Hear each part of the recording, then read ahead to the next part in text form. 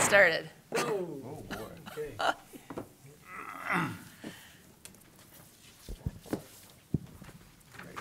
There you go. All right.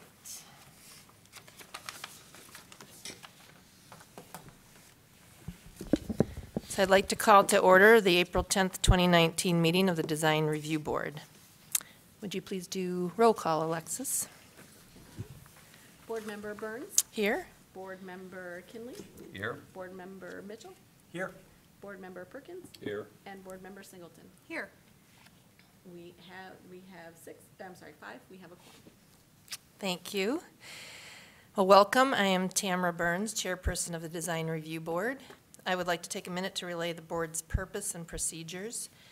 The Design Review Board is a 7-person volunteer citizen board appointed by the mayor and confirmed by the City Council.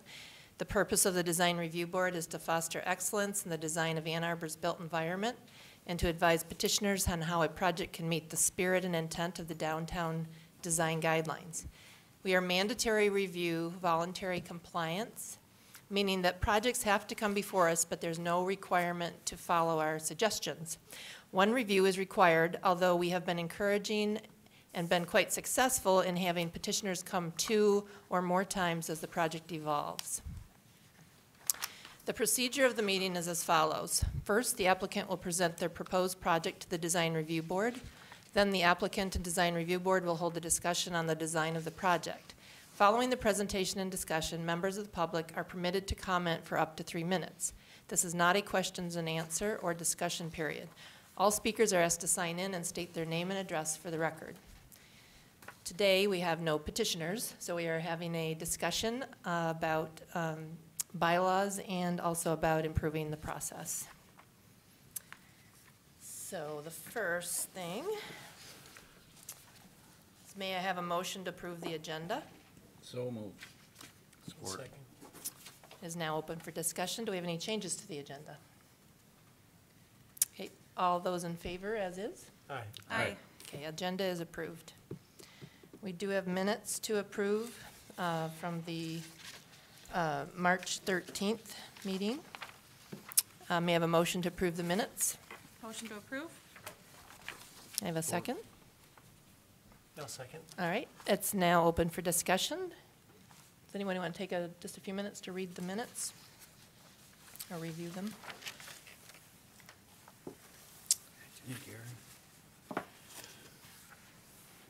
Any discussion? All those in favor of the minutes? Being Aye. approved? Great, minutes are approved. We also have a recommendation letter for 545 South Main. May I have a motion to approve the recommendation letter? So moved. Second? Now open for discussion. Any changes to the letter, any corrections? No. Okay, all those in favor? Aye. Okay, recommendation letter is approved. Moving right along, we have a second recommendation letter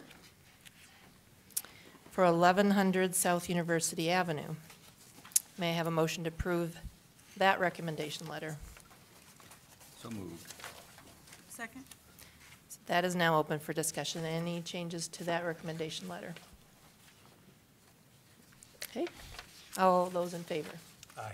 Aye. Okay, that recommendation letter is approved. Now we're moving forward into the Design Review Board bylaws draft.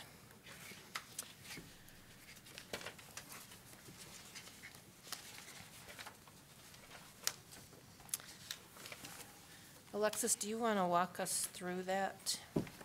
Sure.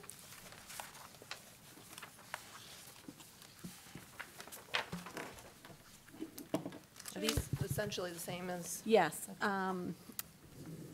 Our records have we last reviewed and approved the bylaws 2 years ago. So attached are the same, carried forward. The attorney's office is also doing their annual look over. In general, the attorney's office has been on an effort to make sure that all of boards and commissions across the city have very similar bylaws and similar provisions. Our Design Review Board bylaws are fairly new, since we are a fairly new board. But nevertheless, the attorney's office is giving it a once-over right now, and if you have any changes, we will incorporate both into them when we issue the 2019 bylaws. The bylaws go through the membership of the board as established by city council, ethics and conflict of interest, officers, meetings. One item that you may want to discuss, but also no discussion is perfectly fine. Bylaws don't really need to be overhauled all the time. But in the meetings section, I'm not certain if we have anything in the bylaws about the presentations of applicants. I know that previously, I don't think that we really needed them. The sort of opening monologues were kept to pretty brief, but we've had one meeting where the opening monologue was quite lengthy. I can certainly do, and I had already intended on, from my end, better coaching on some applicants about the expectations and the norms, keeping that monologue to 5 to 10 minutes, because there can be a lengthy discussion period, but we're accustomed to having a pretty brief monologue, for lack of a better term. In that meeting, we had 2 applicants. too. Right. And so we can put something in the bylaws, or we can just keep on going with our norms, up to you. Yeah. But other than that, the bylaws are basically, we're just looking for a once-over, and if there is nothing to add or amend, that's perfectly fine.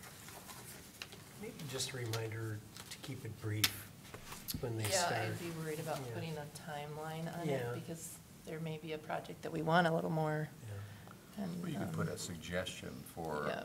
5 minutes, or, I mean, you could say, keep it brief, but a suggested limit without saying you only got this much time, and we keep a timer on it. Seems like it's about, 10 to 15 minutes. It seems reasonable, and. Well, then why don't we go for that next year? We'll work on just better coaching, and then and next year, if we need to revisit. I understand, I did a little, research I wouldn't say, but I did a little asking around. The planning commission has very strict time standards, and they're a little bit awkward. The historic district commission has something in their bylaws about, which they rarely enforce, but apparently they like having them in there, something to point to if things get out of hand, but they rarely enforce them because they don't feel they need to. Yeah, I would be a little concerned if we enacted them, didn't monitor it very much, and then all of a sudden raised a flag on someone when we hadn't raised a Yeah. flag several times before. So it doesn't seem broken enough to fix at this point, that some guidance and Yeah. that might not solve the issue. And I've started doing this little monologue at the Right. beginning since we were being taped, and I could just add to that as a reminder, like you can talk to them beforehand, and then I can just say that they'll present the proposed project, and this should be kept to 10 to 15 minutes, or Yeah. something like that, and leave it kind of loose that way. Yeah, Again. Yeah. that sounds like a plan then. We can revisit next year as well. I think so. Okay.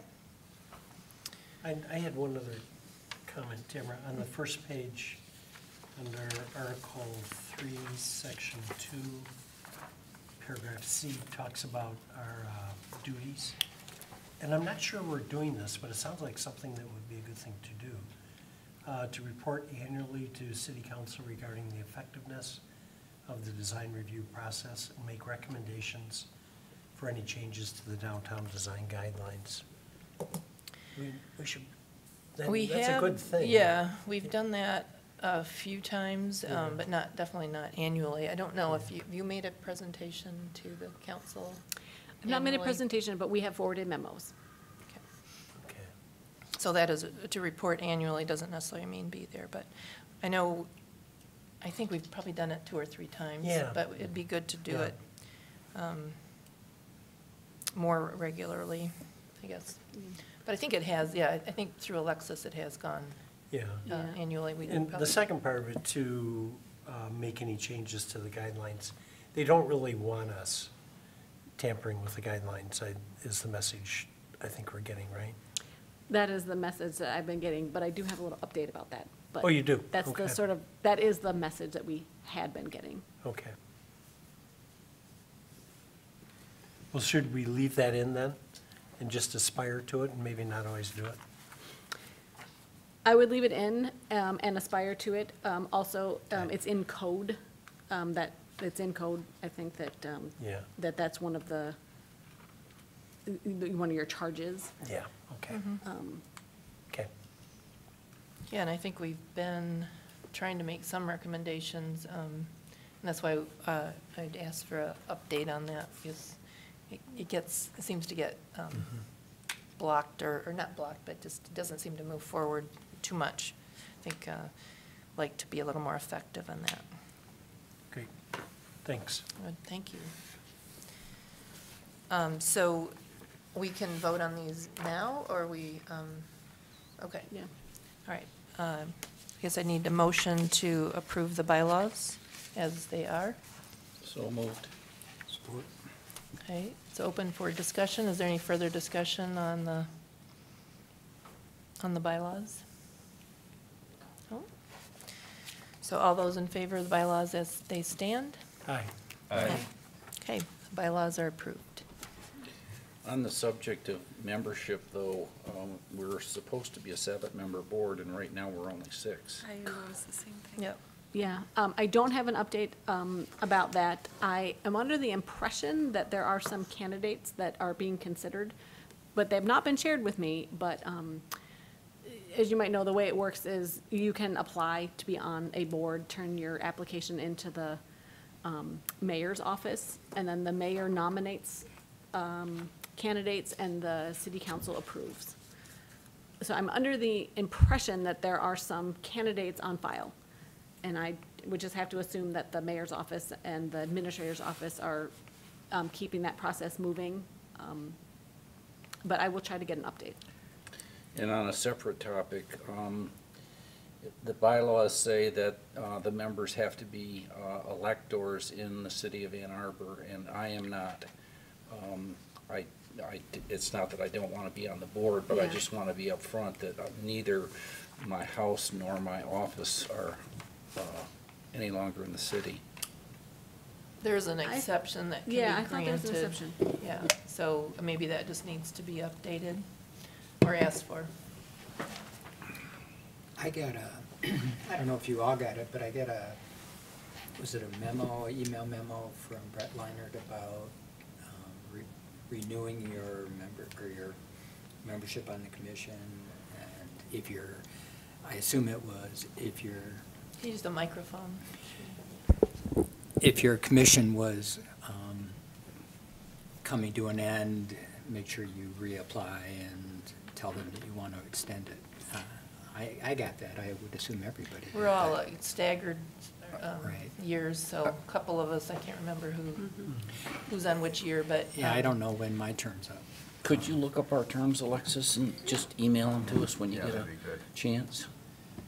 Because And I think that's how we ended up losing Paul, was his term expired, and he didn't ask to stay on, and I think he Oh, wanted really? to. Yeah.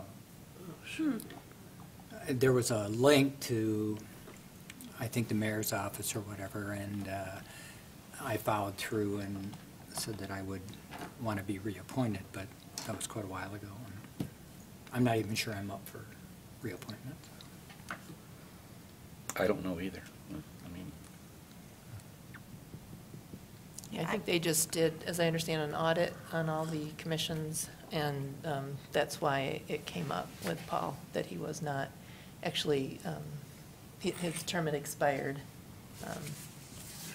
And you can only, per the rules, I think you have, was it 90 days? Once your term is expired to reapply or get reappointed. I recall, I believe that same thing happened to me, and I did respond, and I do believe I received something in the mail confirming I that, haven't gotten so. anything. Oh, there we go. Yeah, There it this is. is on the Legistar, but this is on the website, and you can work your way through it and get to the design review board. There's a board details tab and a member roster. So mine is going to expire in May. Scan down if you would on Yeah. that. Oh, I got a little time to go. Sorry, can you go back Sure. up and see? Yeah. Okay, Gary, so you're the only one. You're the only For in this year. 2019, yeah. And, Okay. and the missing role that we have is a contractor, is that correct? No. No, planner. Planner. No, we have 2 landscape architects. Planner. We don't have a Oh, the planner. planner. Alexis, my recollection is that in the past, we've been asked, or at least we've had some discussion about suggestions for replacement. Now, we don't have to do that, but if there are people that are applying, if people on the board here have some suggestions, it might be good to turn them into you. Yeah, I can be a conduit to that, but the first step, if you have a suggestion, the first step would be get that person to apply. Okay. Sure. Yeah. But, yeah. Yeah, and I think it's, like here, under the board details, Yes, one of it does say that there's currently a 1 vacancy and there's a button to click to apply, so. mine. Okay. Okay. I might. I think it also links to the, when you submit your qualifications and so forth to the mayor's office, they keep it on file, and so when you go to reapply, I think there's an option to reference your previous qualifications that may be on file. And are we allowed 3 3-year terms? Is that what it is? Let me check the bylaws. Oh, sorry. How handy. Yeah, some pages. I don't think there's term limits, some sort. Are there? Good. I don't think so, actually. I don't remember there being any term limits. I didn't see any term limits. Okay. You're stuck. We have term limits on officer positions, which we'll get to in a minute, but my quick scan is although it's set that there are 3-year terms, there don't seem to be a maximum number of terms. Okay. You said there's term limits for the Officers. officers? But it goes on forever. So, we don't, yeah, I'm just looking if there's actually yeah, no member shall serve more than 3 consecutive full terms. Full terms, that's 9 years. in No. Right? No, 3 years to be the chair. Because in that A one-year paragraph, term. it's a 1-year Yeah. term. Gotcha. Just to be an officer. It's a 1-year term to be an officer, 3 consecutive. I think you can be, maybe ultimately you could serve 4, 5, 6, and more than 3 times as a chair, or the other position would be vice chair. However, you can't do it more than 3 consecutive times. I think I've been chair for a little longer. So I we have- might think about that for, it sounds like it goes Isn't this your through first year? June 30th, so we might think about a new I've chair and probably- vice chair. You've been. I've been same. Well, you could move up to chair if you want. Carl. Could I have a motion? You want a motion for what? No, Oh, to make you oh, chair. no. We do need, thought I I missed think we something. probably, to follow this, we No. probably should, on June 30th, we should, before June 30th, we should, sounds like we need a new officers. Yeah. Well, it's on the agenda to vote for new officers today. Oh, it is, And okay. the blank yellow sticky notes would be for your vote for voting, if we want to move on to agenda E2, which is the election of officers. And if you just want to put on that sticky note who your nomination is for chair and vice chair. I believe that you have done it, I don't know, you might have to confirm, but it's on your honor. If you have been chair more than 3 times, and I don't know about Bill Kinley. I've been vice chair as long as you've been chair, I think. Yeah. So I think we- From the beginning. I think we should be summarily thrown off Yeah. the chair and vice chair. Yeah, so. and then I can tally them up. It's supposed to be, I think, a I silent. wrote on my sticky, I'm sorry. Oh. Chair? So I can just give you a piece I don't have of another paper. one, but a piece of Here. paper worked. So are Chair we- and vice chair? Chair and vice chair. Does anyone want to express So- explicit interest in doing so, so we can? Tamara and That's Bill for can you do to it. discuss. Yeah, Okay. Yes, right, that's right. Dick Mitchell, chair. Huh. So we have to do two. No.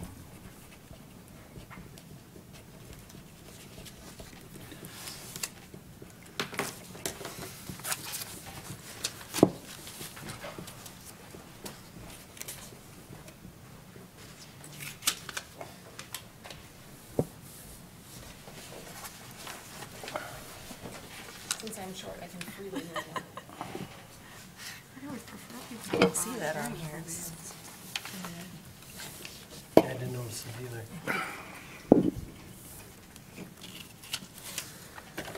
So scientific. Isn't it? Do we have all? What do, I'm supposed to be voting on? Chair and vice chair. Whoever wasn't here, we could put on there. I said whoever wasn't here, we could put on there, but we're all. Exactly, yeah. We not write it the same? Everybody's smart to come today. Yeah, it's everyone right in Paul. Yeah. We'll wait till the council puts somebody on and say, okay. Yeah. That's my Yes. Yeah. Vacant spot. Does the mayor have a obligation for a certain period of time to appoint somebody or suggest somebody? Is there, I don't know. yeah, I don't know. because we really need a planner on this board. We've missed the last, couple meetings, when Paul hasn't been here, we've missed him. Yeah, Or I missed his agree. role. I Yeah. agree. And he can't reapply now that He it's is- past the 90 days? Well, I encouraged Well, him to he reapply, could. but, Could. so he may be one of the applicants they're looking at. Yeah, I would miss him. I'm sorry to Can you hear. check with him and He's see- gone. I did, yeah. to see whether he's applied? I encouraged him to apply, and I never heard back from him, but he just may be busy. But I'll, Be good to know. I will reach out to him. Yeah. Because it'd be good to have him back on. You could do some lobbying. I did He wants to continue. I did. Good. I did Oh, good, find out good, that, good. so. Talked about that. Well, I will be done in just a minute, but while I'm tallying up the votes, there is the We're roster and fingerless contact millions to me. information. I have a few of them, but just make sure that your contact information is correct on the roster, and I'll turn that into Kristen, our administrative assistant. Is You there know one where want Japanese marked Auto up? Professionals is on Main Street, and I- the railroad tracks I'm cut just gonna through there. compile them. Oh, okay. That I'll site just right mark there, this. that And used to be Fingerley's there's Mill Shop. also a disclosure statement paper in your place in front of you, if you want to fill that one out What too. did you think of it? Yeah, I didn't. Just one It was suggestion, could proposed. you switch the order of the fax number and office number? Because some people would have a tendency to look at the first Oh. number. Okay. Yeah, that's the Oh. real feedback Yeah. I gave. Yeah. Do you still have a fax? Well, that's why I'm wondering whether we should even take the fax off. I mean, I don't have one anymore, so I Yeah. don't really know. I think we have one that goes into our computer or something. I'd be perfectly happy if you took the fax number totally off mine. Yeah, just cross. Yeah, I think actually, she just Alexis, wanted Alexis, to do it, too. yeah, let's cross it We, off. we don't use ours anymore. No. Yeah, you can take my Well, you fax know, number Mine off too. I threw mine That's on. 20th century technology, baby. We'll deal with the fax. There's one state agency that will Well, only take faxes. There's a federal, Yeah. there's Yeah. a federal agency that you have to use a fax. Yeah. Yeah, Okay, you so can I do can e-fax see and, where we definitely need a seventh member. Uh-oh. Because we have a tie, a two-way tie for chair and a three-way tie for vice chair. So in light of that, I'm saying just vote again. Oh, but switch up? Okay. I don't know, I Can don't you know. tell us who? Yeah, Thought we were gonna Bill flip received, those. Bill Kinley received 3 votes for being chair, and Dick Mitchell received 3 votes for being chair. I'm withdrawing my And nomination. Lori, I should be more formal, Board Member Singleton, Board Member Burns, and Board Member Perkins all received 2 votes for being vice chair. Well, I'm The withdrawing my, bylaws do not address tiebreakers. I'm You are. very comfortable having voted for the Well, I alternate candidate. voted for Bill. But I'm relinquishing, yeah. Um, I've had my time and I'm I good. think the current chair should make a decision. I can make a decision? I think so. It's not in the bylaws, but I'm saying think, so. Chair Dick Mitchell, Good. and, We need a Well, hat. We could put, if that's your method, I would honor that method. Let's go with Jeff Perkins for vice chair. Unless I get kicked off because I don't live here anymore. Okay, in that case, it'll be Lori. You'll be next. Fair enough. You live in the city. I do. The alternative vice chair. Yeah. Okay. Well, it's great to have a vice chair because there's a number of times that You definitely can't need it. Yeah, Yep. sure. I'm going to pass this and cross that off. All right. I said that, so that is taken care of.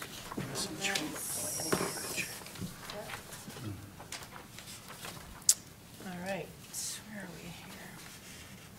Okay, we're at the next E3 on regular business, message from planning manager about master plan scope. That's the one thing on the agenda from the email that I could not get that to open. Yeah, no, I couldn't either. So I- could you tell us what it says? Yes. Okay. So I would direct your attention to the monitor in front of you, directly in front of you. In a roundabout way, to an update about the status of our design guideline review and so forth. The city went out with an RFP for a new master plan, and that went out in early February, and it was due back March 7th, and we got on the order of 15 to 20 proposals come in. That proposal said that the objective was we were seeking services for a citywide community visioning and master plan development process, and the provider was to lead an extensive, inclusive, and innovative community engagement process to develop a new master plan that identifies community values, milestones, and prioritizes implementation steps to achieve a viable, sustainable, and accessible city. And it had some required components in them, including one talking about design guidelines. And then this is a snapshot of the RFP, and I put a red box around what we said about design guidelines. The master plan is supposed to include a review of the current architectural design guidelines and incorporate a review into the scope of services and consider extending the guidelines or portions to other areas of the city or revising them for the city. So that's sort of where we stand. At the moment, it's a slight holding pattern on our downtown design guidelines, but we hope to address them through the master planning effort. And there's an item going to council in May on funding the, this master plan work. We've got proposals in, and so we're looking to get the funding locked down in May. So is this the proposals from like planning consultants? Yes. Yeah, apparently we got some, I understand there was a smattering, some national firms, some regional firms. It seems like it would be beneficial if we would, once that team is selected and the process is in place, if they would come to one of these meetings and we could provide feedback based on how we've been able to communicate and interpret your department's work in evaluating projects. And so I don't, generally speaking, I feel like we've supported what's in the guidelines and have pushed to carry that forward. But it might be helpful for that team to see how this piece of the process works and embed that in what they're doing. I would assume that that would be a fundamental component of their work, you know, and not only reaching out to the design review board, how is this process working for you, but for example, the Historic District Commission, reaching out to the Zoning Board of Appeals, the Transportation Commission, that, you know, I would feel that that's a minimum step. Yeah. Yeah, and Great. attend the meetings to Yeah, see how I it's mean, working. Yeah, if nothing else, this is a stakeholder. You are representative of stakeholders, and you may be even considered a focus group. Yeah. Do you know why they reference the AARP Livable Communities Initiative? I don't. I know that it was it's one of the components that said the master plan or your scope of services must address the city values, community engagement, master plan consolidation, et cetera. It had to address aging in place, had to address design guidelines, so. Because the National Association of Home Builders has an entire program devoted to aging in place specifically, and you can get certified in it by taking the courses, and we do a lot of it in our company because there's just so much of it that goes on in Ann Arbor. So I don't know who looks at those kind of things, but if you could just maybe bring it to Brett's attention, that I it's will. at I least think worth that, looking at. well, I know that Brett did put together the RFP, so I'll make sure to mention it to him. Yeah. I have a question, and move to your next page where they had the red outline. The analysis will include consideration of extending the guidelines or portions of them to other areas of the city. What would that imply? Would there be some kind of, Remember, we had a few zoning items that we advised them on, the height of the knee wall and. right, but if they were extended, if they did more elaborate guidelines in other portions, would there be review of compliance or the kind of function that we provide for the downtown? Would that be expected to move into the other areas of the city as well? Things that would obviously need to be fleshed out. Okay. I read this as, and knowing that I know a criticism of the developments that we get is, but it's just so ugly. And we get that downtown, and we get that everywhere, or this is not the right character for this established neighborhood. So that's my guess, is driving toward, there is no mention in here of form-based code, but maybe inserting elements of form and character and architecture. You know, we don't currently have any regulation that say you have to have a pitched roof when you're residential. I don't know what the outcome would be, but that's my interpretation of what that would, is driving toward. And if the process moved towards something like form-based code, a design review board wouldn't necessarily be the planning department, and the zoning review process through the site plan approval would be what catches or doesn't catch those issues. Is the ordinance that got passed, I think it was last year, like one of them was something about the knee wall and the amount of glass, and there was something about floor-to-floor heights on your first floor. That's a ordinance Yeah. for Yeah. more than just downtown, is Yeah. that correct? Yeah, I'll Yeah. get to that. Okay. all right. Oh, okay. But that might also be, I know this says extending guidelines, but maybe, I don't know, I'd like to continue trying to push to create ordinances out of the guidelines that are, you know, that could enhance design, where we find that it's something that we do want a little more teeth in. And that's where you get into the form-based code, which is not the model in the current, that would be a big shift. Yeah. Yeah. We have tiny elements of it currently, but we don't have a form-based code, but we have a thing here and there which tries to shape development downtown only. I think just, to be honest, to expand that very far would be very dangerous in Ann Arbor, where the kind of eclectic mix of things is part of what lends it richness. And when you see form-based code applied in places, you tend to see a lot of uniformity come out of that, and I don't think that's probably appropriate here, but it would be tricky Yeah. to make it successful. Okay. Then I say the next item on the agenda is a little overview or review, maybe a catch-up of the Unified Development Code and the site plan review process. So I'm going to switch over for a second.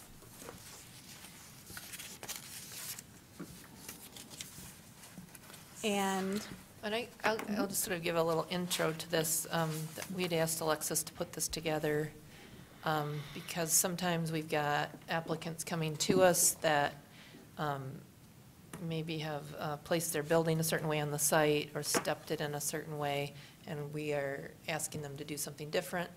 And then it turns out it's because of the zoning downtown. Some of us work down here and maybe more, have more understanding of it. I don't do a lot of work in downtown Ann Arbor, so I thought it'd be helpful for a little review so we could understand what the applicant is dealing with in terms of form and the zoning code. So this is a condensed version of some presentations that were done around this time last year when we were working towards adopting the Unified Development Code. And what we did was we repealed 9 entire chapters and then parts of a 10th chapter. And we adopted a new Chapter 55, Unified Development Code. Some of the new features were it's a single chapter format. Most developers had, and architects and just designers had assembled their own book, as planners did, of a binder with all 10 chapters in it. That's what we had. But there was no one-stop shopping. You had to do that yourself. Yeah. And that if you happened to be looking for zoning, you would find area, height, and placement and uses. But you would not find parking and site plan requirements and natural features and landscaping and buffering. So we lumped it together. It was an effort not to rewrite it in a sense, change 9s to 10s, but a consolidation and a reorganization into a Unified Development Code. We added a use table. We had previously had just lists.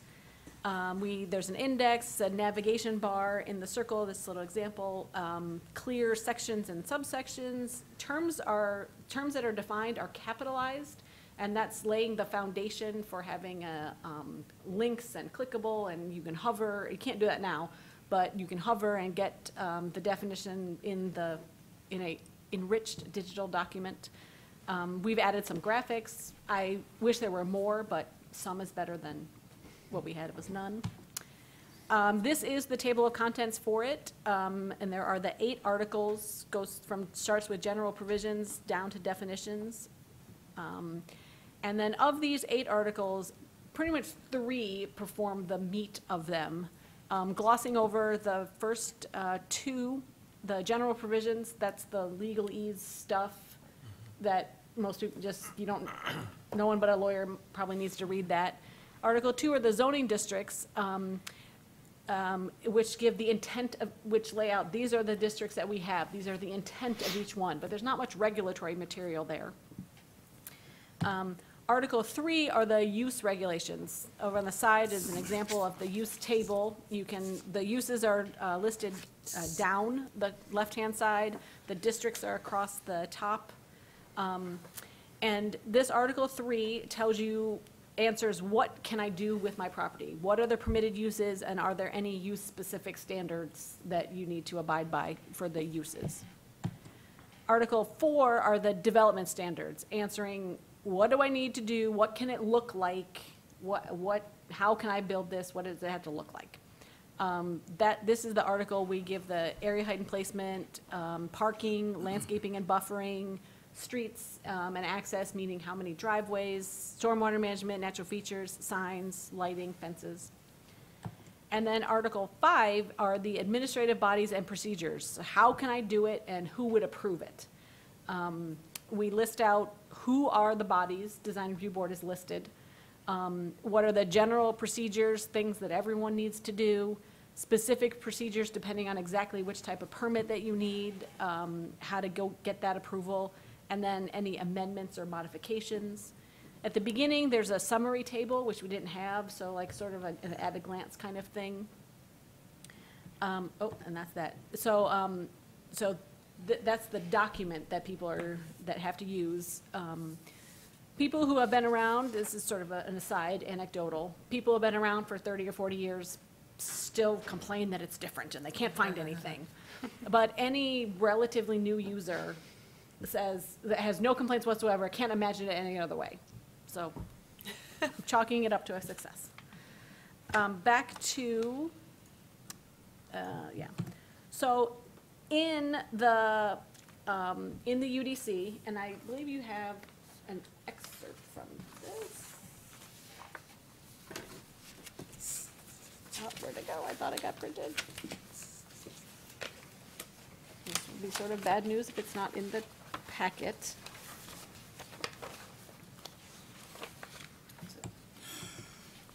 Do you have a section of code? Yeah. Yes, you do. I do not. But no matter, I will plow forward. But, yep, it has a lot of blue on it, blue tables. No, it's fine. Okay. I know what it says. But these are the 4 pages that really are unique to downtown. And starting with section 517.6, that's the downtown character overlay zoning districts. We don't have character overlays in any other spot of downtown. But, and that's what gives the building massing standards. And that's where we have a little element of form. The base zoning, D1 or D2, provides the uses that you can do in the 2 districts and the total mass, the 400% in the D1 FAR or 200% FAR in the D2. And a different section offers the premiums, but that's where, how big can your building be in terms of sheer mass and what uses can you put in it? And that's in the base district. But the character districts, that starts to shape the form. And in it, it talks about what is the street wall, minimum and maximum street wall. And it is slightly different for most, in the various character districts. What is the total height that your building can be? In one district, we have a maximum diagonal because we are prioritizing the slender buildings there. And so we are introducing elements of form about how you shape that mass that you're given. The next table there and section 517.6B are the building front setback standards. And that it doesn't go by base and it doesn't go by character districts. There's a separate map, which I did not include, but I can pull it up. But there's a separate map that designates each street, and is a street a primary, secondary, or front yard street. And so your required setback is based on your street designation. And then C is what we just approved last year, 18 months ago or so, building design requirements on primary and secondary streets. And there's a section, A talks about, or I'm sorry, I think 1, it talks about the applicable to all. I think it's the building materials and what everyone has to do on the building materials. And then the next section is talking about the minimum, maximum, well, I can look it up for sure.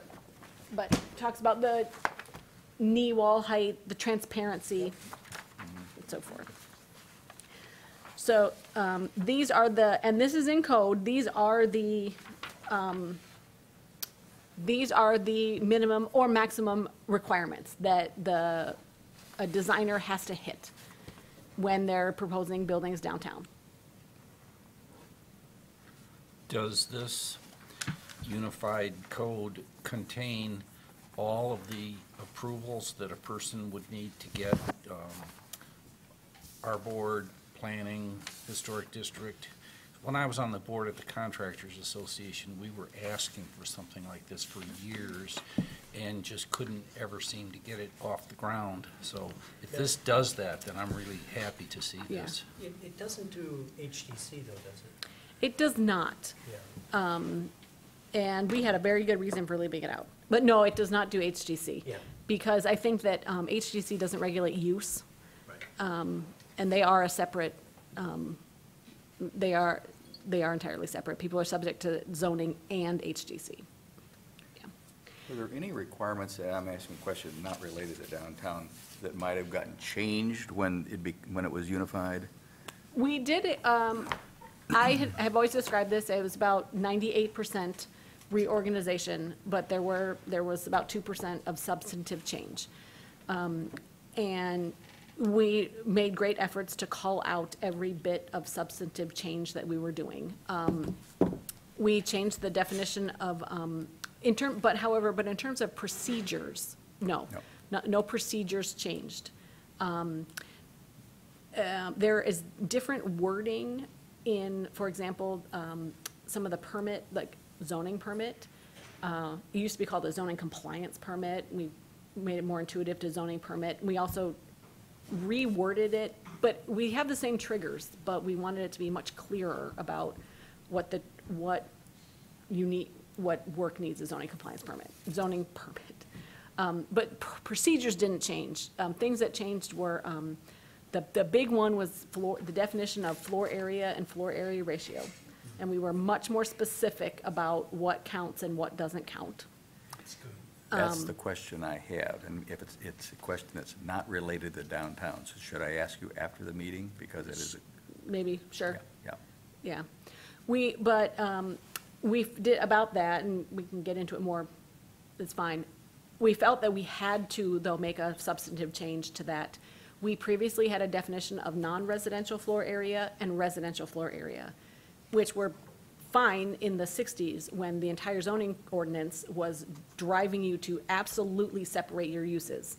Downtown was not a mixed-use district. Downtown was business and office. But modern building, we have a lot of mixed use, and it was completely unclear, how do you classify a mixed-use building? So we didn't just arbitrarily decide, well, we just need to redefine floor area because we feel like it. There was a real need to redefine floor area so that we could actually enforce it and work with it. I can tell you, it's specifically about R1E, therefore it doesn't really involve downtown. Yeah.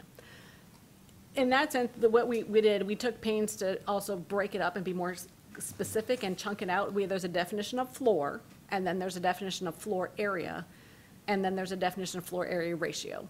So for a building in an R1E, I can tell you what is floor area and what would contribute to the floor area ratio, but there is no floor area, there's no minimum or maximum FAR in R1E. right. So I can tell you how to calculate it, but it doesn't matter what the percentage is because there's no minimum or maximum. You're probably talking about 2,000 square feet and whether there's a basement or not. Yes. Because that has caused, that R1E, as long as we can talk about something else here, R1E was intended to be 2,000 square foot or less houses. And that was fine. In fact, I think maybe Pulte is building some that maybe before this unified. There's another parcel I'm involved in that suddenly the basement counts. So you start It thinking does? about configurations of houses to get a 2,000 square foot house and include the basement as part of the square footage. It doesn't make a grain of sense. It makes a real problematic house. And I think it partially defeats the purpose of the R1E. But does it make a distinction between a basement that is for utility purposes and a basement that is finished and made livable? Nope. Nope. Unfinished basement counts as part of the 2,000 square feet. That's not right. It's absolutely, yeah. That's a I wanted challenge. to talk a little bit about this table, I guess, and understand it. It looks like one of the things that I know we had talked about is a definition for street wall. Yes. Is that defined now? I have the full code here, so I'll look up the Okay. definition. I think it is defined. Okay.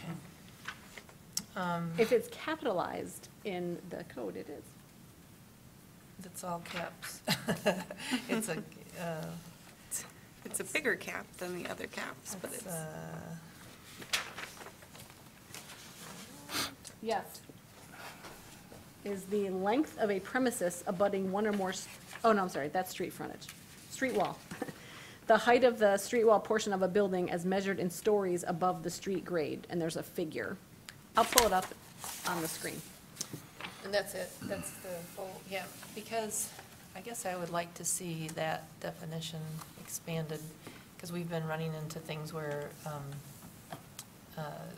it seems like the street wall, the second story of the street wall is really just a screen, and there's actually no building behind it, and it really has a different character than if you had windows and a solid building. It just seems like that would be something we could improve on, because I think we're getting some buildings coming out of that that are not really in the spirit of the street wall. yeah, it is the goal to just have a mass at a certain height at the street, or is it to have an activated facade at a certain height at the street? And that's kind of what you're getting at, right? Yeah. Exactly. Have some been built like that? No, have come before us, like, I forget the William. address, William and William and Main Main. Street. was With the one. parking, who is the And then the first two parking. floors of parking is a challenge for something like that. Yeah. The definition, it's unfortunate, it's cut up on 2 pages, but the definition of street wall is the exterior face of a building that fronts a street between the street grade and the street wall height. And then the definition of this, there's a street wall height definition, and then here is the graphic that goes with it. And I'm Is- seeing right now that the figure, the references and the actual label don't match. I was going to say the one on the right is not in the right position.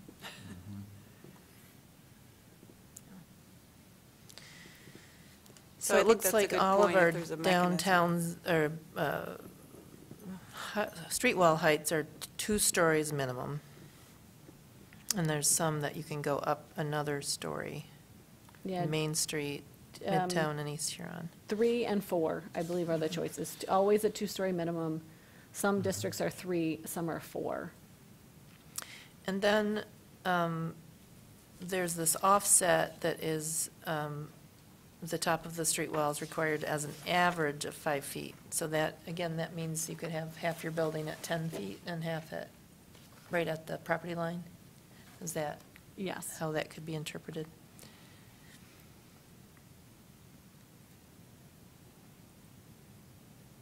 Sorry, there's a, in the O's. Element O, P, Q, R, S. I need to go up.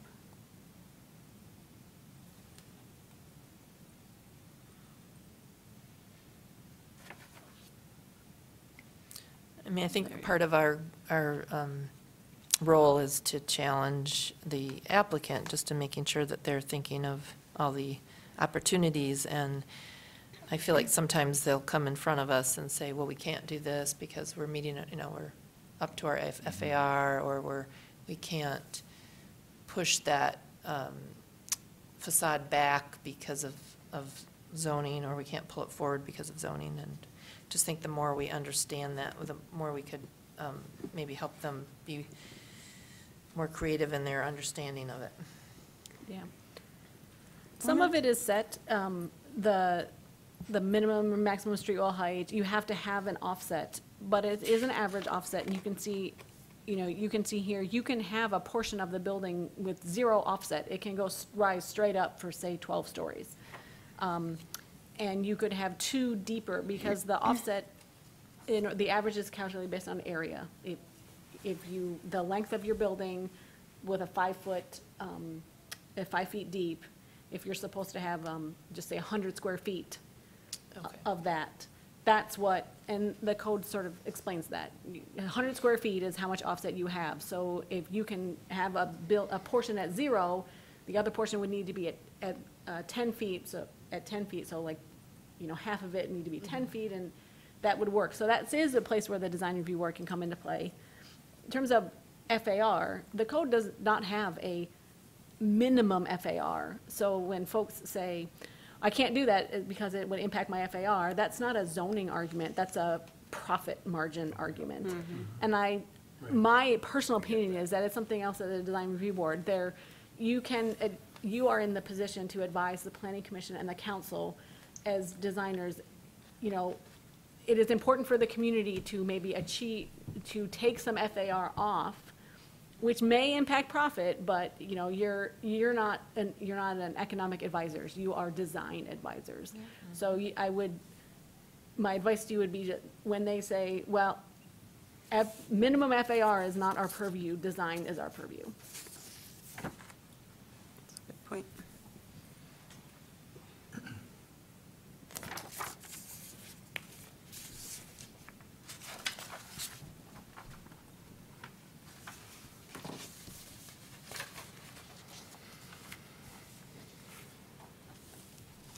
And then we have a maximum building module length, horizontal dimension, and that looks like that's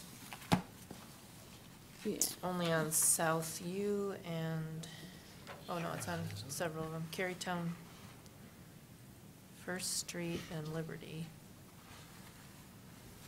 Yeah, I'm looking to see if we have a graphic here.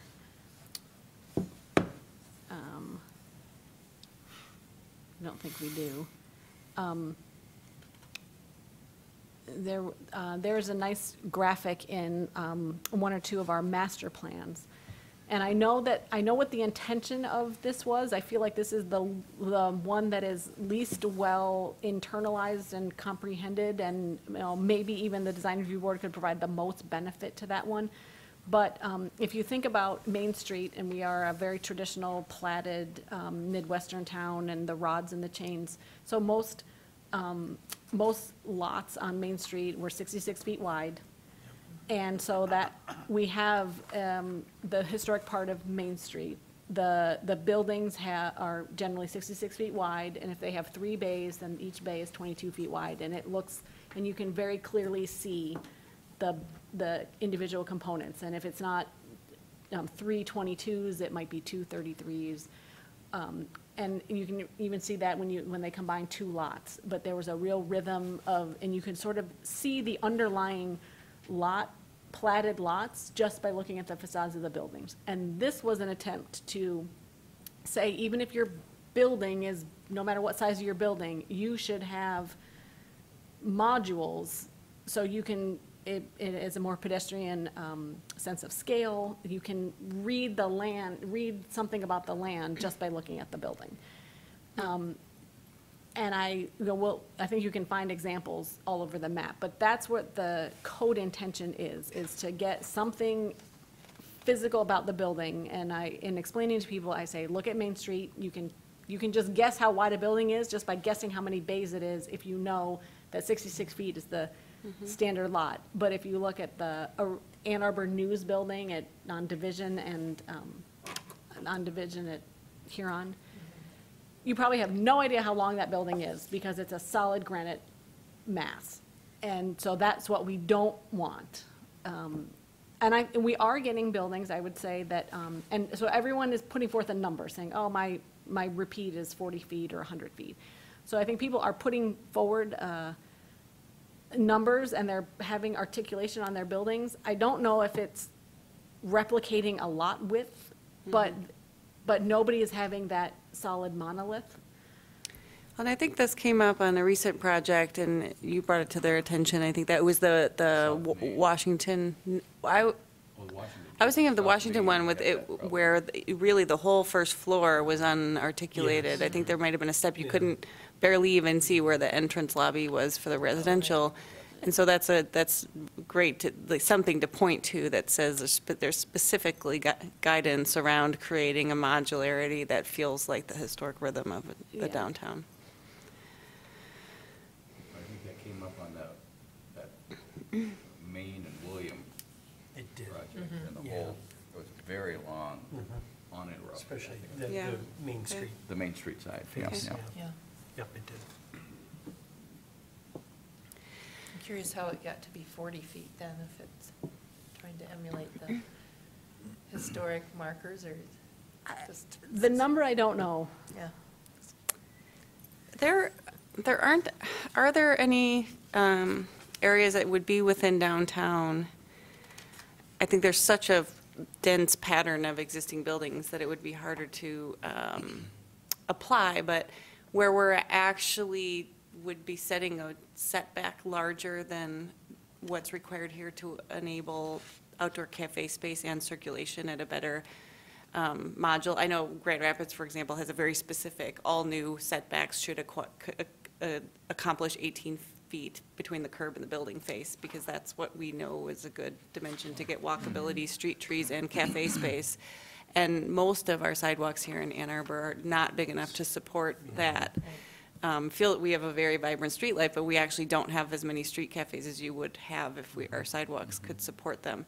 Again, it would be difficult to add, but there have been some districts that have had a lot of new changes and didn't have the benefit of something like that to guide it. Yeah, we do have, if you look in your excerpt, the front setback standards table, it's table 17-7. So it's on page 65.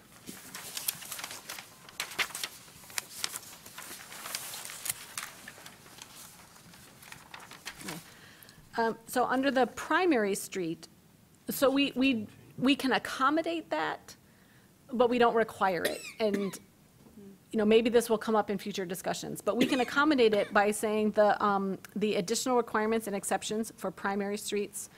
Number 2, the maximum setback may be exceeded to provide 16 feet between back of curb and the street wall. And it says allow for pedestrian circulation, but that was pedestrian circulation while you have outdoor seating or those outdoor furniture and the, That's up Yes. to 16 feet. well, it says up to. So it doesn't say shall, but it says up to. So we have an exception where you can exceed that 1 foot maximum setback. And we have had people take advantage of that, I think. Yeah, and I think, and as planning staff, we've been pushing it, we've been pushing it also to learn from Yeah. mistakes. There's also an exception, you can have a 20% plot of your frontage can be plaza. You can push your building back, a portion of it for a front plaza.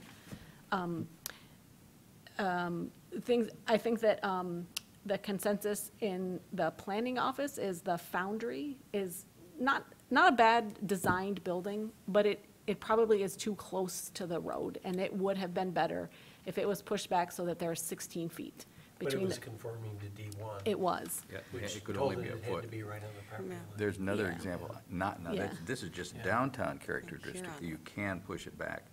I was thinking of a project that it must be in the, whatever that industrial corridor is, that the buildings on South Main, like the one that we had, they wanted, whatever that building's called now, on On the west side or the east side. the east side? They The wanted, yard. they wanted the yard. They wanted more setback. Yeah. And think they did a had to go to planned project They had to go for to planned plaza, project, yeah. which was not a good solution for that. They Yeah. wanted more, and they were fought. Oh, you've got to keep it close, which it wasn't good to keep it so close. Even what they did, they wanted more, but they Yeah. weren't allowed. Yeah, So so that we. should be extended, yeah. could be extended, in my point, to more districts than just Yeah. the downtown. Yeah, so we can accommodate those, but it doesn't say shall. Yeah. But. But that's not the downtown district. That's It my- is.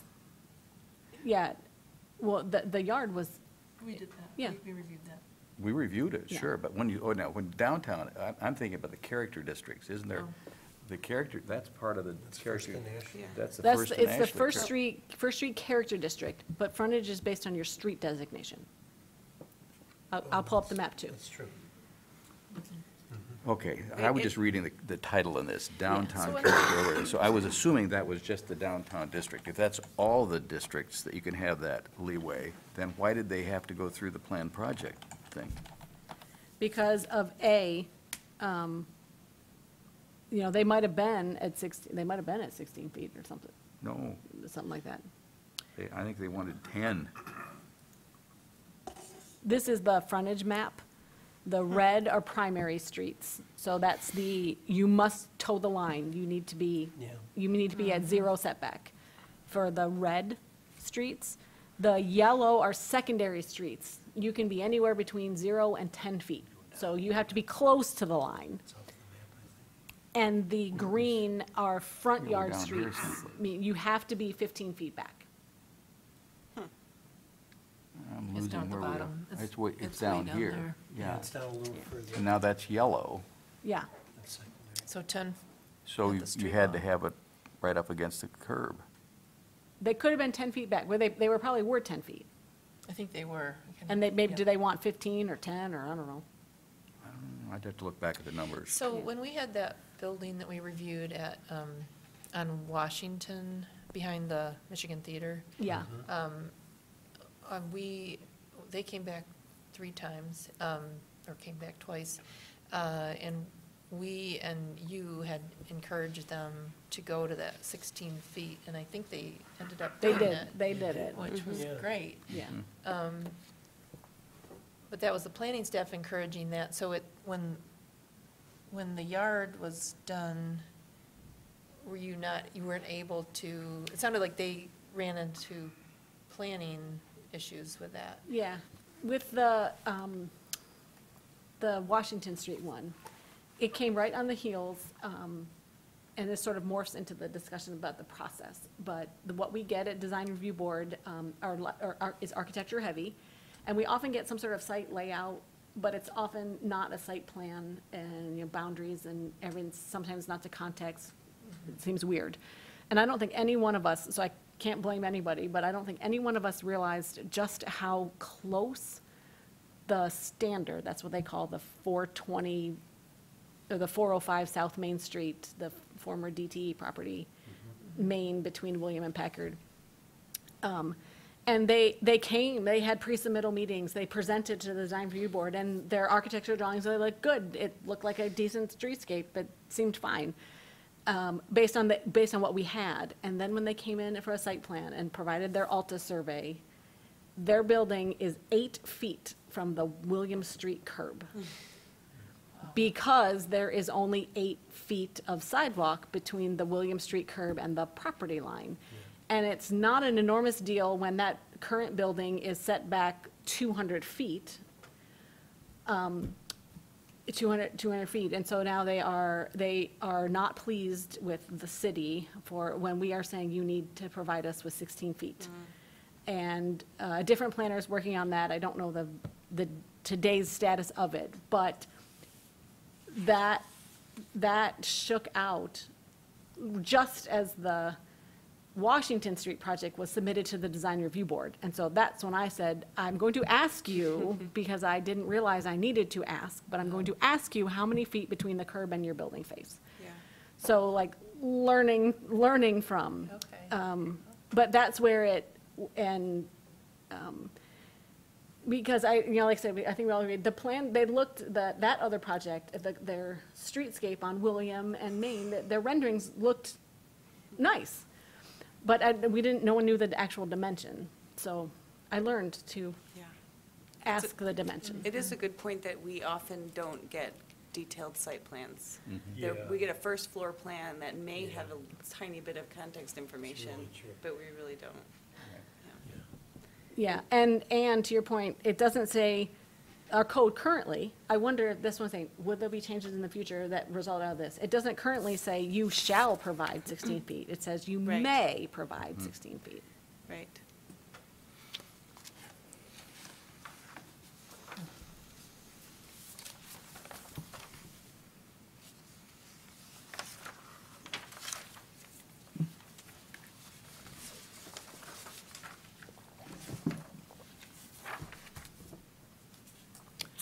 So I'm happy to answer any more questions, loop back to whatever. The last thing that I was gonna mention is our site plan review process. You have this printed in your packet as well. But as you can see, we provide a lot of information to applicants, and we go through the process. It starts with the design review board, as you know, and we move through all the meat grinder. Citizen notification or resident notification. Larger projects, folks have to have a meeting before they submit. Lesser projects, it is the applicant's responsibility to notify that they've submitted a project. The city still does our public hearing notices at the end when it's coming up for approval, but our citizen notification requirements are for front end, to let people know there is a project coming or there has been a project submitted.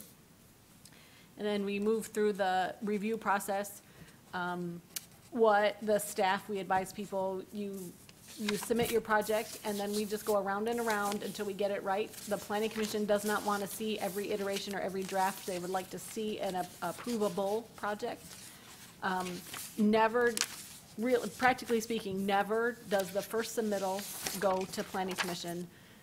Sometimes the second submittal goes to planning commission. Most often it's the third revision that goes to planning commission. So I tell people, you gotta plan on 2 revisions, that third submittal. Don't plan on one and done. And then most projects, I'd say maybe 5 or 10% of projects can be approved by staff. And another 5 or 10% can be approved just by the planning commission. But that does leave 80 or 90% of projects must move on to city council. And that is not a state requirement, that is our preferred policy, and which is in code. And moving on to council does add about 6 weeks to that, to the review process.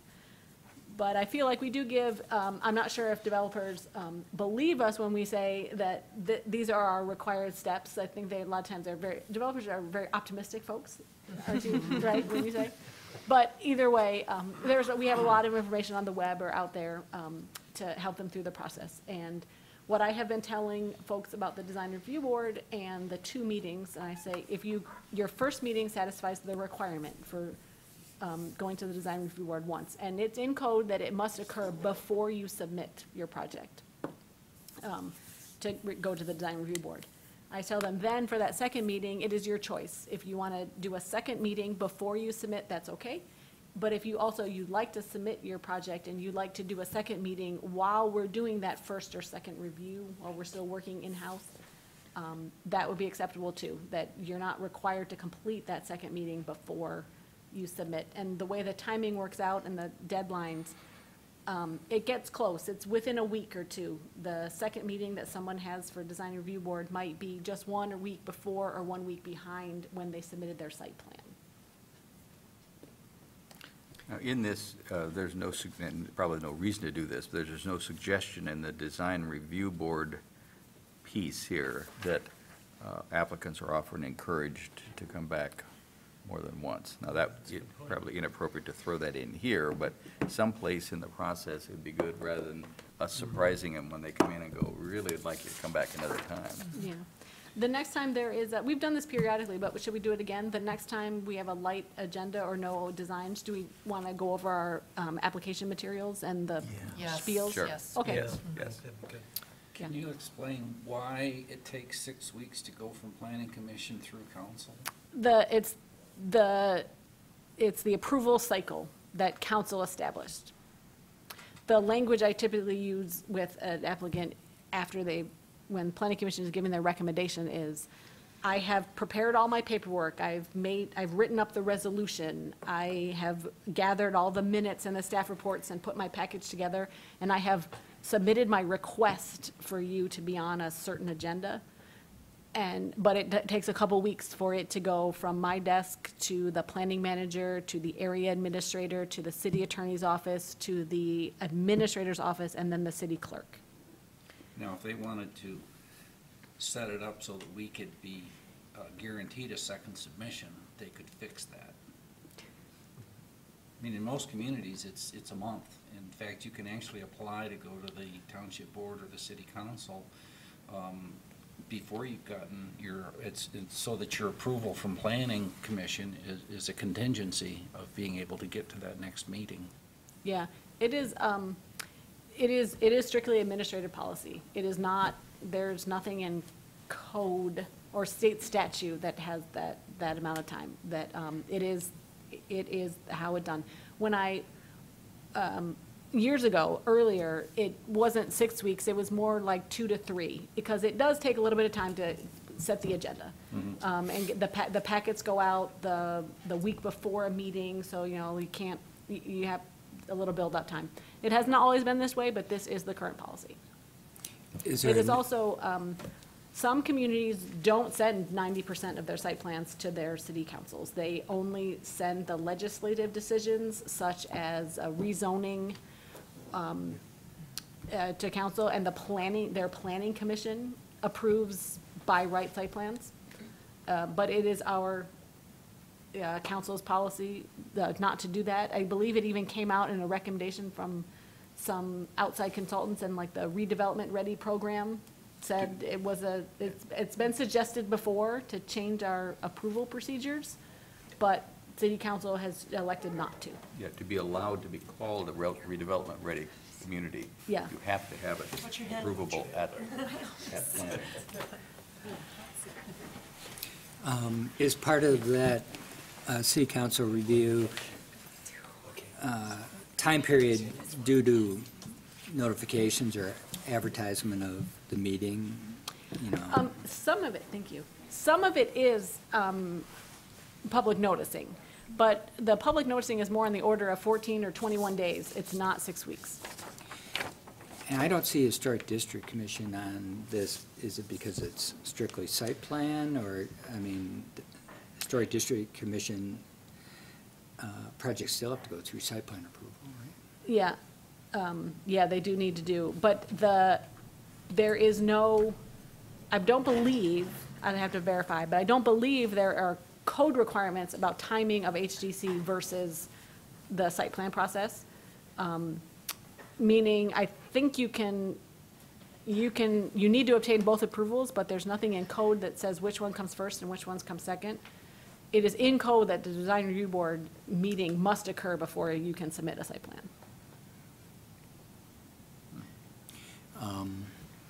I remember that project now, I'm not even gonna remember the street it's on. I think it was the Old Fourth Ward, and there was a project, I was on the Historic District Commission quite a while ago, 10, 15 years ago, and proposing a very big development, you know, the road that tees into Power Center. Glen, yeah. So it was Glen Oh, I Inn. remember that. And they had to get permission to build in the district, and they also wanted to tear down 2 small houses that were there. It was really controversial. And somehow they were allowed to go through everything. They went through planning commission, and they went through city council, and got all their legal documents and all their, you know, financial documents, and then they came to the HDC. And the HDC was not happy with it, and people who voted against it were no longer, you know, their membership on the commission was no longer renewed, and it was a big deal. And then they turned around and sued the city for the procedures, and also won in court. And on top of it, they were allowed to tear down the buildings without a commitment to build the project, and the project never went forward, and the buildings are gone. So, It's this big vacant. yeah. Has that been re-upped, isn't it? I think that, isn't that coming back through the? I heard it They're was too. still working on it. I believe they submitted for another amendment to it to Yeah. tweak it. But how they were allowed to go through that whole process and then kind of Then that's come They back, come back I to think HGC. I think they did it on purpose in order to put pressure on the planning commission to, or the historic district commission to approve it, because they knew that was gonna be the hard part, and so I thought I think they thought that they could put a lot of pressure on the historic district commission by getting all the other approvals and then saying, see, now you're the only one holding us up. I wanted to bring up something that we had talked about at one time, and I don't think we followed up on once, is one of us following a project through Right. and attending the planning commission and attending the city council. And, you know, if that would be beneficial, it puts probably, I would guess, a little bit of pressure. It sort of depends on the petitioner. You know, we could be an advocate for them in front of the planning commission if it's a project we think is really well designed, or if it's one that we're not as happy with, to just make sure to reiterate what we've said in our recommendation, or not recommendation letter. And then there's some that are sort of, we're hoping that they'll make some improvements, and that could also be reiterated. And I'm not sure why that's sort of fallen by the wayside, if it's, I think, you know, I know it's difficult for you probably, because you don't know when they're going to planning commission always, and like who's assigned, and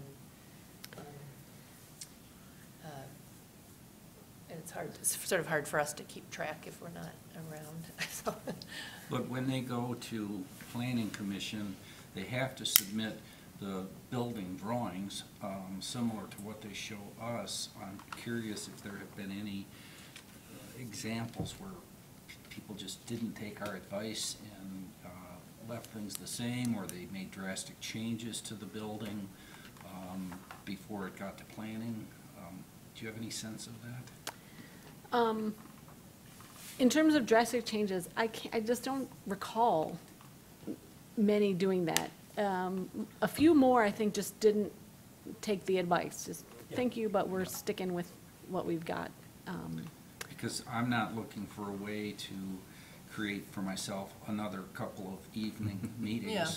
But it maybe, since planning sees this stuff before it goes to planning commission, if you thought, or somebody in your office thought, that either they disregarded our advice or they made drastic changes to the project before it went to planning, then you could just tip us off and we could, figure out somebody to attend that meeting. Yeah. I will bring, I'm already thinking like even preparing for today's meeting, I remembered that in the, staff updates. We had the sort of a manager's update about the master plan scope. I'm like, I probably should do an update about projects that have gone, that might have gone. I couldn't think of any that have gone in the past 2 to 3 months. But how can we be better about that notification? Some things that come to mind, if I just, rather than wait till a design review board meeting, if we just send a all board member email saying these items are on the upcoming agenda. Also, we CC some people on every staff report, depending on who we can make for downtown projects, making sure that you get a copy of the staff report, that the DRB is CC'd on staff reports. I will keep mulling. I'm open to suggestions as well. I think it would be good to, I know we had a meeting once with members of the planning commission. I don't remember how many people were there, but certainly a number. And maybe we could do that again, is have another meeting with them and just talk about it, because I don't know if it would be beneficial or not. I don't know if they discuss our recommendations that much in planning commission, or if they just get it in their packet and. Well, we've talked on and off over the years about having some kind of joint planning commission meeting, design review board, and we never did it. We did do it Yeah, once. we did do it once. Oh, we did? Yeah. And then I think it was being driven by planning commission's thoughts about putting some items into the ordinance. And they wanted to get our input, and that did happen. But I don't know how I feel about following the meetings, because the minutes are pretty good, and our comment letter is pretty good, and then the petitioner has a chance to respond to the comment letter. And so I think a planning commissioner can read the history and see if it's been followed or not. Yeah. It is available. Yeah. Isn't it part of the packet that goes Yeah. to planning? Yeah. So they read it, I'm sure, and, well, maybe. I'm sure. And so what do you think, Alexis? Would there be benefit in us showing up at planning commission meetings? I go back and forth. I'm not certain how I feel. I think there's some pros and cons. On the one hand, there's a thing to think about would be the perception that you are advocating for a project, and at least as the planning staff, I'm a reviewer. I Right. don't advocate for or against either one. It's more of a black and white. Does it meet the code and the master plan parameters? So, but that's just a perception. But also, other disciplines don't follow a project. Their stuff is in the packet there.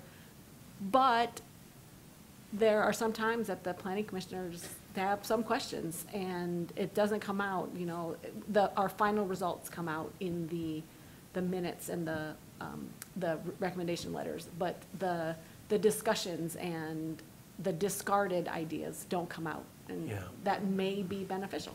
I don't know. Yeah. It's sort of It'd be spotty. you can probably predict the projects that would benefit, it when you see it, but it's hard to quantify it. So when the agenda goes out for the planning commission, I presume it gets posted on the city's website. Are there links in there then? So let's say Yeah. a project was going to planning commission, one of us could go in there and open it up and see what the project looks like that's going to planning? Yeah, exactly. The agendas for the planning commission look exactly like the agendas for a design review board, and that file number is Okay. live, yeah. That sounds. That might be a good thing for us to just, To on start our to own, do that, yeah. keep track of it, and if we see something, so then can we talk about it amongst ourselves, or is that something we should not be doing You can talk at a meeting. at a meeting? Okay, all right. Okay. If you, it's a service on the web, but if you sign up for, specifically for planning updates, there's a lot of updates that you can sign Yeah. up for about emails, specifically the planning updates one. It's actually me. I send I out get two, those. I send Yeah. out 2 emails a month, and only 2 for the 2 agendas a month, and Yeah. about what projects they're on. That sounds like a good Yeah, first step Yep. and Yeah. see what okay. comes of that. All right.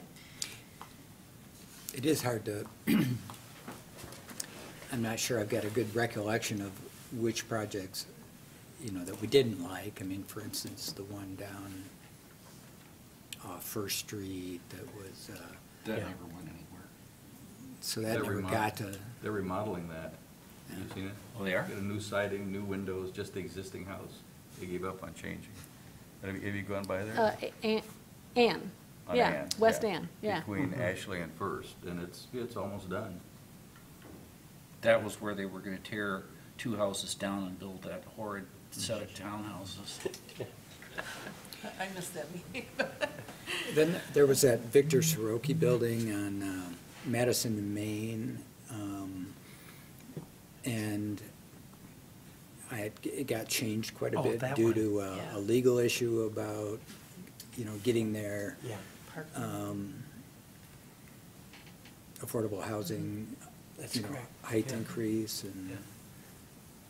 so I Yeah. don't, so it got redesigned, I think, through the process, but then it stalled apparently, it never went ahead. Phoenix was very involved in that, and it was, the developer had a challenge with numbers. That was- Mm-hmm.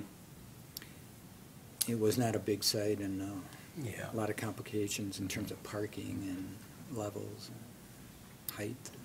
It's too bad, it was a nice building. It was. It was, yeah. And it's kind of an eyesore sitting there as a vacant lot, so. Right. All right, moving on, I don't think we have any, do we have any planning commission communications? We do not. today? Or any other communications? We do not have any public here for comment, so I think we can adjourn the meeting. Thank you. Thank you, Tamara. I think we're off the air. Yes. If that developer had changed